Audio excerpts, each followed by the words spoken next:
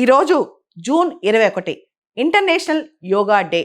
2014 నుంచి ఐక్యరాజ్య సమితి వాళ్ళు జూన్ 21ని ఇంటర్నేషనల్ యోగా డేగా డిక్లేర్ చేశారు. ఇది 11th edition of yoga day అన్నమాట.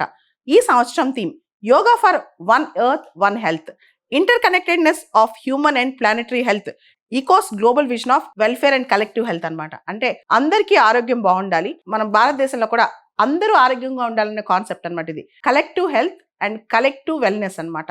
ఈ థీమ్ తో మనం ముందుకెళ్తున్నాం. అయితే ఈసారి అద్భుతం ఏంటంటే ఆంధ్రప్రదేశ్ రాష్ట్రం ప్రపంచంలో చాలా రికార్డులు బద్దలు కొట్టింది యోగాంధ్ర ద్వారా.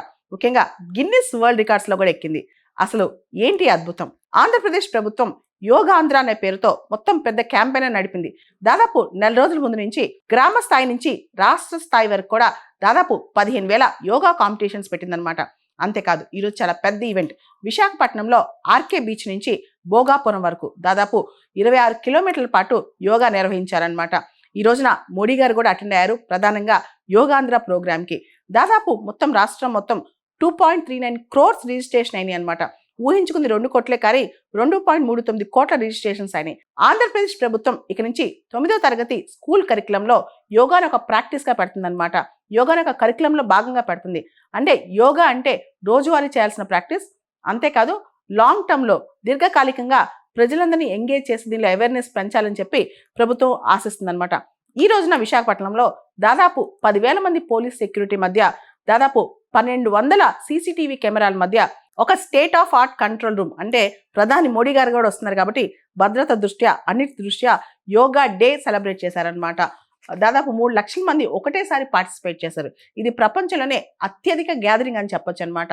దీనిలో స్పెషల్ ఎఫెక్ట్ ఏంటంటే ప్రత్యేకంగా 25,000 మంది ట్రైబల్ స్టూడెంట్స్ 108 నిమిషాల పాటు సూర్య నమస్కారాలు చేశారు ఆంధ్ర యూనివర్సిటీ నుంచి అనమాట.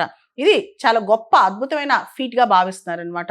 దీనిలో దాదాపు విశాఖపట్నంలో 26 కిలోమీటర్ల మేర యోగా మ్యాట్స్ వేసేసారు కంప్లీట్ గా అనమాట. మనందరూ తెలుసు మెంటల్ హెల్త్ కి, ఫిజికల్ హెల్త్ కి, స్పిరిచువల్ హెల్త్ కి యోగా చాలా ఇంపార్టెంట్ అనమాట. ముఖ్యంగా మనకి రకరకాల యోగాలు ఉన్నాయి.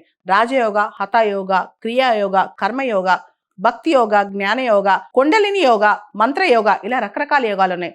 ఏది ప్రాక్టీస్ చేసినా అది గొప్ప విషయమే. Yoga is a union of body and mind అంటాం.